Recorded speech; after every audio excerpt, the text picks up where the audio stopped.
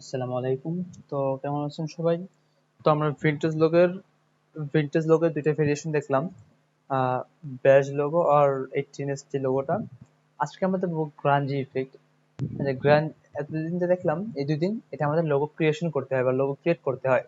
কিন্তু আজকে যেটা দেখবো এটা আমাদের লোগো সিম্পলি আমরা যে মিনিমালিস্ট লোগো এগুলো ক্রিয়েট করে জাস্ট তার উপর একটা সিম্পলি একটা ইফেক্ট ইউজ করব। তো আমার যেহেতু এখন লোগো বানাতে হিউজ টাইম লাগবে, তো আমি এখন কোনো লোগো বানাবো না, আমি সিম্পলি ফ্রি পিক থেকে লোগো ডাউনলোড করে নেব। বাট আপনারা অবশ্যই লোগো ক্রিয়েট করে তারপর একটা ইফেক্ট ইউজ করবেন। আমি একটু লোগো চুজ করব।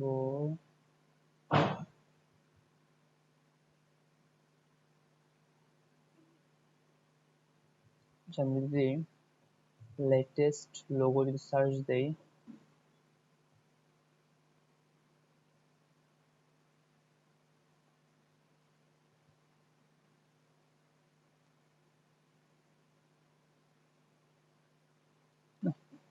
সিম্পল লোগো আসতেছে না।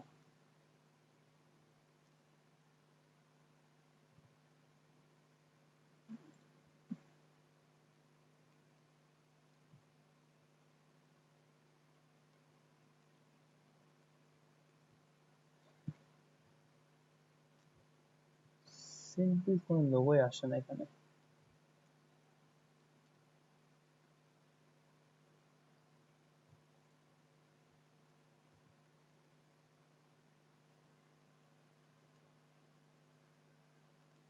আচ্ছা, এগুলো থাক, আমি দেখি আমার কাছে কোনো লোগো আছে কিনা।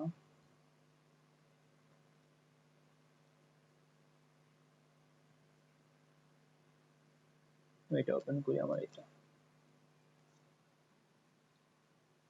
আচ্ছা, তো আমরা এখান থেকে এটাকে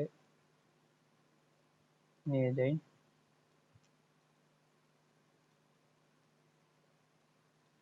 কালারফুল যেটা ওইটাকে করবো, এটাকে না।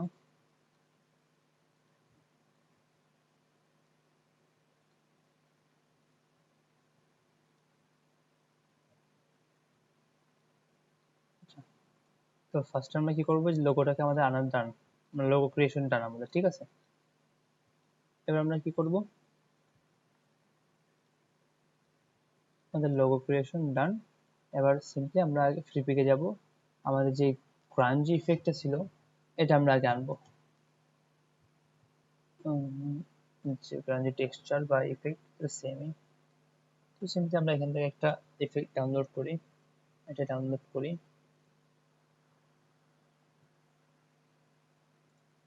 সেভ।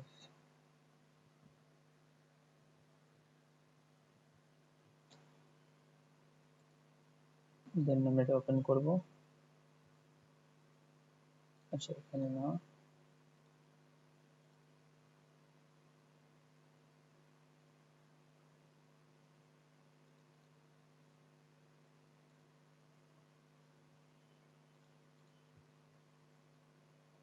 আচ্ছা, অন্য একটা মধ্যে আমরা এটা ডাউনলোড দিই, এটা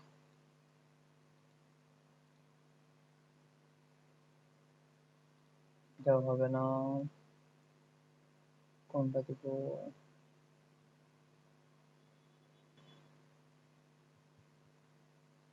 এটা ডাউনলোড দিই।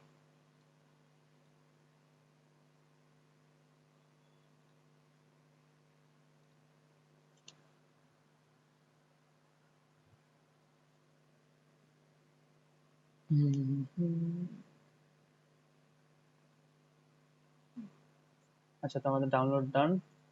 ওপেন করবো এটাকে।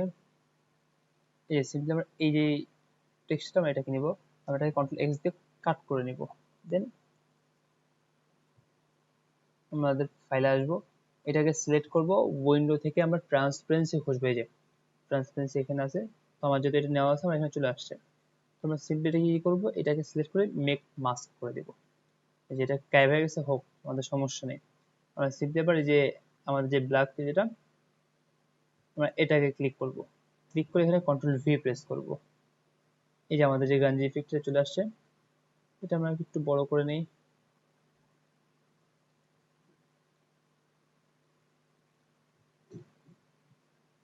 আমরা সিম্পলি এটাকে এই লোগোর উপর রেখে দিব। দেন আমরা এখানে ক্লিক করব, এই যেটার উপর নিয়ে এসে আমরা ক্লিপটাকে উঠাই দিব। এই যে আমাদের গ্রাঞ্জ ইফেক্ট ইউজ হয়ে গেছে। সিম্পলি হিসাব, আমাদের গ্রাঞ্জ ইফেক্ট ইউজ হয়ে গেছে। এটাই হচ্ছে আমাদের গ্রাঞ্জ ইফেক্ট, কি বলে, গ্রাঞ্জ ইফেক্ট ভিনটেজ লোগোটা এটা। তো আমরা যদি এখানে আমি ফার্স্টে কেন দেখালাম, আমি প্রত্যেকবার কিন্তু কোন লোগো দেখানোর আগে, লোগো করার আগে আমি ফাইবার বা গুলো দেখাইনি। বাট এটা কেন দেখালাম এখানে, এটার রিজন হচ্ছে একটাই, এটা তেমন একটা ইউজ হয় না যে আমাদের একটু রিসার্চ করতে হবে, বাট শিখে রাখা ভালো, যদি কোনো সময় কোনো কাজে লাগে। এটা স্পেসিফিক কোনো লোগো না, প্রতিটা লোগোতে এটা করা যাবে।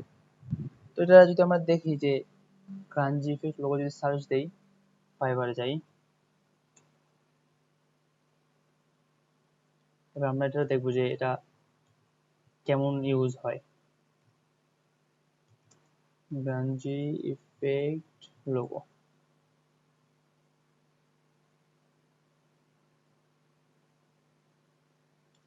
সব মকআপ করা,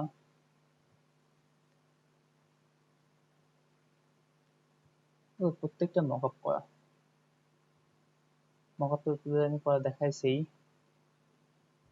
এটা আমরা অন করি, এটা দেখে বুঝতে পারবেন এই যে এটাই কিন্তু কোনো সিম্পলি গ্রাঞ্জি ইফেক্টটা সেটা ইউজ করা। যে এখানে আপনার এই টাইপের গ্রাঞ্জি ইফেক্ট ইউজ করছে, এই যে এই টাইপের, এই যে ফ্লিপিকে যদি যাই, এই যে এই টাইপের যেগুলো, এগুলা আমরা এটা একটু ইউজ করে দেখি কেমন আসে এটা।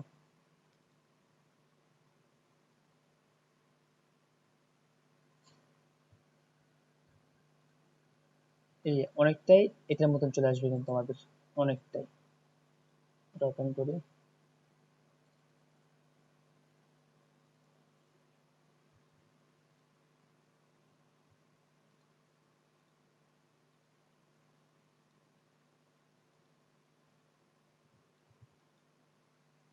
কন্ট্রোল এক্স আমরা কাট করে নেব।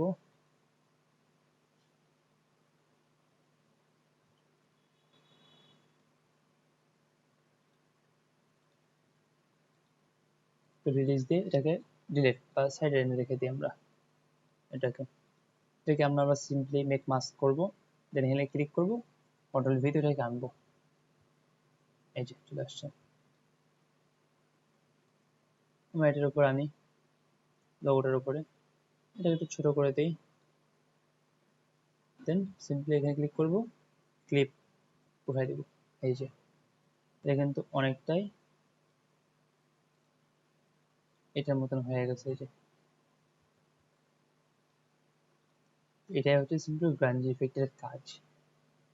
গ্রাঞ্জি ইফেক্ট যে লোগোটা, এটা স্পেসিফিক কোনো লোগো না, এটা প্রত্যেকটা লোগোর উপরে একটা ইফেক্ট ইউজ করা যায়, যে ইফেক্টটা ইউজ করে এটাকে ভিনটেজ লোগো একটা ভেরিয়েশন করা যায়। তো মোটামুটি এই ছিল টোটাল ভিনটেজ লোগো যে ভেরিয়েশন গুলো, এগুলোই। এন্ড আমাদের যেই ওয়েব মিডিয়া যেই ক্লাসগুলো ছিল আজকে এখানে শেষ। ইনশাল্লাহ আমরা নেক্সট ক্লাস থেকে প্রিন্ট মিডিয়ার যে ক্লাসগুলো সেগুলো শিখবো। তো আজকে এই পর্যন্তই, সবাই ভালো থাকবেন, সুস্থ থাকবেন, আসসালামু আলাইকুম।